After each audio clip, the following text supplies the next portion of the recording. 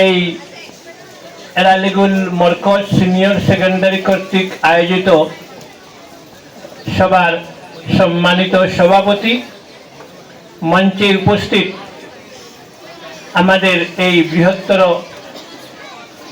অঞ্চলের আইকন যে স্কুলকে বলা হয় বা আমরা সাধারণত যাকে নিয়ে গর্ববোধ করি, জওহরগঞ্জ এক্সটেন্ডেড হায়ার সেকেন্ডারি স্কুলের স্বনামধন্য অধ্যক্ষ, আমার খুবই কাছের এবং মায়ার এরালিগুল হাই স্কুলের হেডমাস্টার মহাশয়, আমার বন্ধু এবং আমার ছাত্র। তোমরা চিনো আমার রইসালি সাহেবকে। রইসালি স্যার আমার ছাত্র, যেভাবে শমসুল স্যার বলেছেন উনি আমার ছাত্র, আমার রইসালি স্যারও আমার ছাত্র। তো আমার ছাত্র তথা উনি একজন স্বনামধন্য, আমাদের এই অঞ্চলের তাকে নিয়ে গার্জিয়ান হিসাবে গর্ববোধ হওয়ার ইচ্ছা করে এবং গর্ববোধ হওয়ার মতো কাজ ওনার দুই ছেলেকে দিয়ে করিয়েছেন, একজন ডাক্তার, একজন সফটওয়্যার ইঞ্জিনিয়ার। তৎসঙ্গে এই অঞ্চলের বিশিষ্ট সমাজসেবী, যাকে আমি ভিডিও বলবো না, উনি সমাজসেবায় এত এত মানে আমাদের বিভিন্ন ভাবে জড়িত, যাকে সবাই সব সময় ওনাকে কাছে পান মিস্টার আতর আলী সাহেব, অন্যান্য অতিথিবৃন্দ, এই স্কুলের শ্রদ্ধেয় শিক্ষক শিক্ষিকাগণ, স্কুলের অধ্যক্ষ মহাশয়, স্কুলের কর্মকর্তাবৃন্দ এবং আমার আদরের ছাত্র ছাত্রী ভাই এবং বোনেরা। আমি কবিতার দুটা লাইন দিয়ে আরম্ভ করতে যাচ্ছি। তোমরা চেষ্টা করবে মুখস্থ করার, মনে রাখার। যখন তুমি এসেছিলে এভাবে, কেঁদেছিলে তুমি আর হেসেছিল সবে, এমন জীবন তোমায় করিতে হবে গঠন, মরণে হাসিবে তুমি কাঁদিবে ভুবন। মনে থাকবে? আর একটা কথা বলি, যেগুলো স্যারদের ক্ষেত্রে আমার শমসুল স্যার বলেছেন, আমার নজমুল স্যার বলেছেন, আমিও না বললে আমার মনে তৃপ্তি পাবে না। চিরসুখী ঝন ব্রহ্মে কি কখন, ব্যথিত বেদন বুঝিবে সে কিসে, কি যাতনা বিষে, কি যাতনা বিষে বুঝিবে সে কিসে, কবু আসি বিষে দংশে নিজারে। আমি তোমার তানলা খানলা কলেজ করছি, ফাতরাখান্দি বিএড কলেজ এই অঞ্চলের মানুষে লইয়া যে অবস্থার উপহার দিছি, তোমরা শুনলে খুশি হইবে। 47টা বিএড কলেজ আসাম আছে, এর মধ্যে যদি প্যানেল করা যায়, 1, 2, 3 করা যায়, 1 নম্বর ক্রস হইলে 2 নম্বর আসামের বুকুত ক্রস হইতো না ফাতরাখান্দি বিএড কলেজ, যেটা ও অঞ্চলের মানুষের অবদান। যার লাগি আমি তিক্ততা জানি, একটা স্কুল এস্টাবলিশ করতে, একটা স্কুল সেটিং করতে, একটা প্রতিষ্ঠানে তার ফ্রেমওয়ার্কের মধ্যে নমস্মত আনতে কত কষ্ট, কত মজা এরা। যার লাগি আমি আমার এই স্কুলের শ্রদ্ধেয় শিক্ষক তথা যারা উদ্যোক্তা আছেন ওনাদেরকে আমার পক্ষ থেকে শ্রদ্ধা এবং ওনাদের কাজের মূল্যায়নের আমি এই অঞ্চলবাসীকে আহ্বান জানিয়ে আমার সামান্য বক্তব্য আমি শুরু করতে যাচ্ছি। আমি মাত্র 4টা কথা তোমাদেরকে বলবো, মাত্র 4টা কথা। কয়টা কথা? 4টা কথা বলবো, কিন্তু তোমাদের কমিটমেন্ট বা প্রতিজ্ঞা বা প্রতিশ্রুতি হতে হবে যে এই প্লেস থেকে এই 4টা কথা আমরা বাস্তবায়নের ফরমা নিয়ে, বাস্তবায়নের আমরা পেরিফেরি বা আয়ত কিটা বলবো, পেরিফেরি বাংলা কিটা আমরা সার্কুল হয়ে সার্কুলের মধ্যে এই 4টা জিনিস বাইন্ডিং হিসেবে নিয়ে এই সভা থেকে চলে যাব। তার তোমরা জানো যে 3টা বস্তু না হলে শিক্ষা হয় না। একটা হলো শিক্ষক, 1% হলো ছাত্র এবং 1% হলো গার্জিয়ান। আমার খুব দুঃখ হচ্ছে, খুব ভালো লাগছে সব ব্যাপার, কিন্তু গার্জিয়ান মোটেই নেই। গার্জিয়ান বোধহয় কাউন্টেবল 5-7 জন হবে কিনা, সেটা যেন আগামী কোনো মিটিংয়ে না হয়, এটা তোমাদের দায়িত্ব। কেমনভাবে দায়িত্ব, কীভাবে দায়িত্ব, কীভাবে সেটা আদায় করবে, সেদিকে আমি একটু নজর দেবো।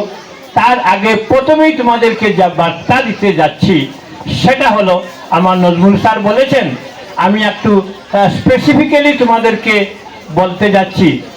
2% মানুষ বা 2% আমাদের এই সভ্য সমাজের সেকশন তোমাদের কাছে সম্পূর্ণ নিঃস্বার্থে বন্ধু হিসাবে কাজ করেন।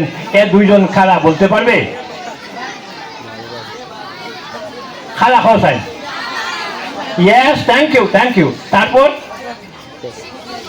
শিক্ষক এবং শিক্ষিকা, 2% মানুষ যারা জীবনে তারা স্বার্থ চায় না, শুধু বাচ্চারা স্বার্থ চায়।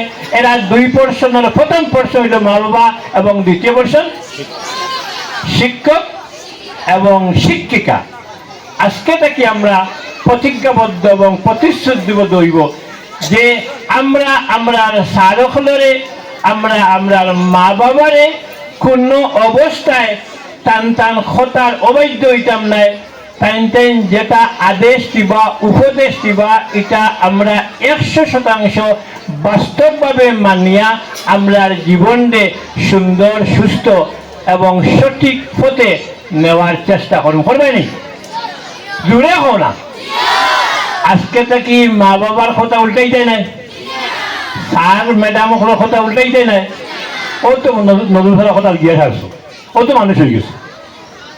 আমি একটা কথা কই দিছি, যারা বিদায় আজকে নিবায়, তোমার তার বিদায় শেষ নাই। ও আমারও বিদায়। আমি ওলা একদিন আসলাম, তোমার তান নজরুল স্যারও আসলা, রৈসালি স্যারও আসলা, আমার সিরাজ স্যারও আসলা।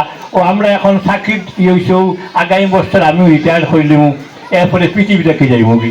তো মারাউরা গেলে তোমরা মাটি দেওয়ার যাইও। এটা দাওয়াত থাকলো ছেলেরার, আর মেয়েরা যারা আসো নোয়া 2 টাকা পড়িয়া দোয়া করি। তো সেকেন্ড যে খাত, যেটা 1 নম্বর কিনা কইছি, মা বাবা এবং গুরুজনের কথা কোনো অবস্থা করতে পারতে নাই।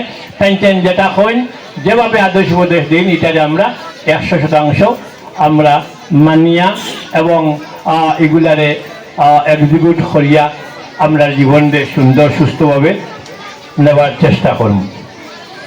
আর 2 নম্বর হয়েছে যে আমরা জানি 18 বছর মেলা খাতে বেশি করে 18 বছর পর্যন্ত এখন বিয়া নাই। আর ও হেমন্ত ভিজা মনে হয় আই বাইলে 21 বছর নাই। তার মানে তুমি তাই 21 বছর পর্যন্ত রেডি হয়ে যাও। যদি মা বাবার বিয়া দিতে চান, তুমি গাইতে পারতো না, আর তুমি তাই বিয়া করতে পারতো না।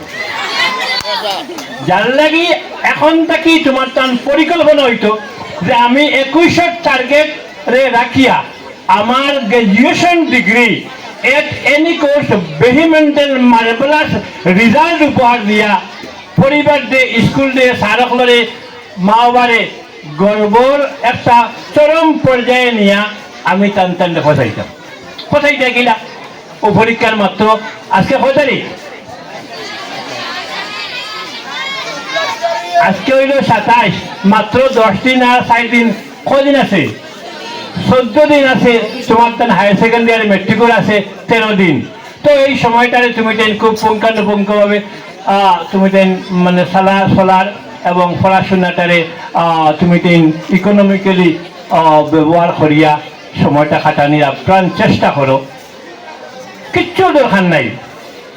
তোমার তান মাত্র 19, মনে রাখিও 16, 17, 18, 19 যারা মেট্রিক দেরা এরা 16 ইয়ার্স, 17, 18, 19, 20 লাগতো না।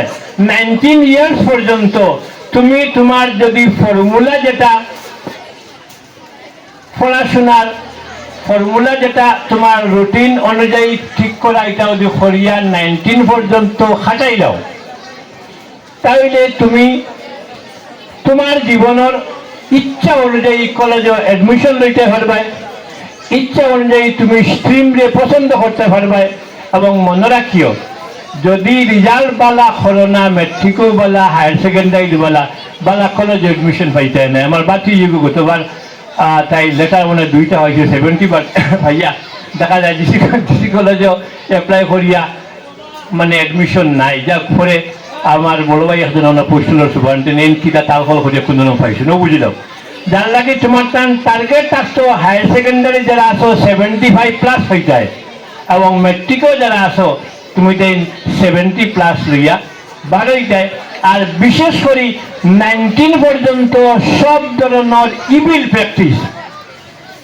এটার তাকে নিজের রেস্টেইন টানতায় অ্যাবস্টেইন হয়ে যেতে এর সঙ্গে একটা ইভিল প্র্যাকটিস এগুলো মালিক তুমি তাই ওই বাই 19ও যাওয়ার পরে কিতা খোঁজায় এগুলো সবাই ব্যবহার করতে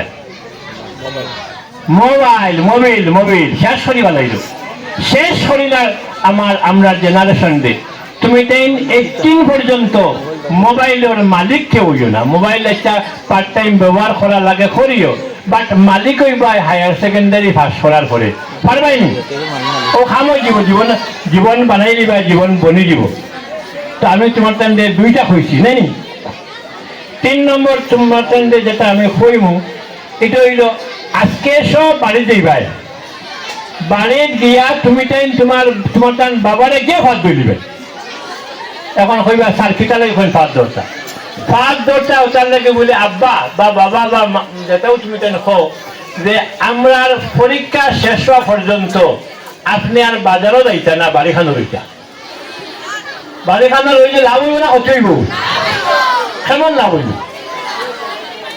বহুত লাভ হইব না তোমার লাভ হইব তোমার ছোট হইলে লাভ হইব তোমার ছোট বইলে লাভ হইব যার লাগে শেষে গিয়ে আজকে গিয়া আব্বার বলে বাবা বা আব্বা আপনার যেটা পারিবারিক যেটা খরচ আছে আপনি সন্ধ্যার আগে শেষ করিয়া আমি খুব বলা করি লিকার কড়া করিয়া চাহ বানাইয়া দিব আপনি চাহ খাইবা আমি চাহ বানাই দিব ওলা তুমি তেন কইলাই আব্বা শুনবাই না শুনতা নাই শেষে আজকে গিয়া ভাব ডিরেক্ট ধরে লিবা আর তুলো চাই না নাইলে লম্বা হয়েছিল আমি তোমার টাইম সময় নষ্ট আর চাহ করে সময় নষ্ট বোকা করতো না তুমি টাইম যদি আমরা দেওনাতে আমরা কিনা লাগে কেন যাম সবাই ছিল লম্বা হয়েছিল এই তোমরা দেখি তোমরা লাগে না নি তোমার ফোলা লাগে না নি হ্যাঁ থ্যাংক ইউ লামাও ওইখান যদি করিলাও খাম হয়ে গেছে এখানে করিলে মোবাইলের মানে গিয়ার নামি দিব মোবাইলের রিমোটটা না করে দিব আর পড়াশোনার মাত্রাটাও বাড়িয়ে দিব যারা বাবা নাই মারে কইবা মাগো আমরা যেহেতু আব্বা আল্লাহ পৃথিবীটা কি বা ভগবানে নিছেন গিয়া তো আপনি সন্ধ্যার আগে আপনার পাক শাক সব শেষ করিয়া আমরা কিনারও বই তার মানে হইতায় মানে মা কিনারও বইতে আরে বাবার মতো যদি যারা বাবা নাই সবাই করবাই তো ওই গেছে 3টা আর লাস্ট আর একটা রয়েছে